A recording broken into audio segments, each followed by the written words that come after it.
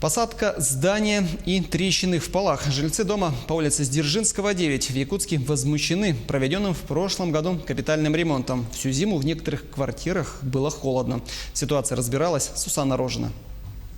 В прошлом году в этом доме был проведен капитальный ремонт инженерных систем. Была заменена канализация, теплосистема, водоснабжение. Но некоторые жители первых этажей не разрешили вскрывать свои полы, чтобы провести трубы теплоснабжения, из-за чего зимой во многих квартирах было холодно. В связи с недопуском первого этажа к системе теплоснабжения, так как система проходит в подпольном канале, и доступ был не стопроцентный, соответственно, эффект не был бы достигнут именно капитального ремонта.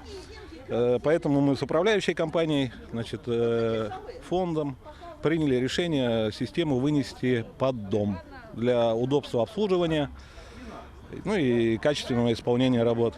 Теперь жители требуют утеплить цокольный этаж дома до наступления зимы, чтобы на первых этажах было не так холодно.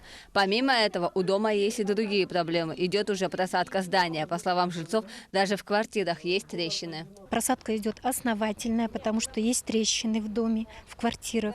Даже есть трещины на полах, потому что у людей не закрываются даже шкафчики элементарные.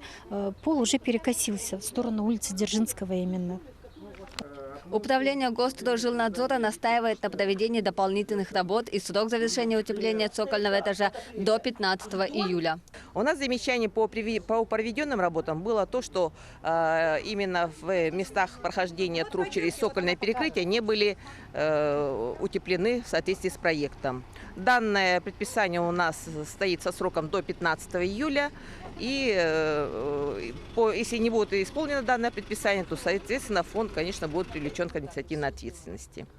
В Якутске в этом году в плане капремонта стоит более 50 домов. Из них работы начаты уже в 10. Для качественного капремонта жильцы и управляющие компании должны следить за проведением работ подрядными организациями, чтобы потом не было ни у кого взаимных претензий. Сусанна Рожина, Павел Пахомов, Якутск.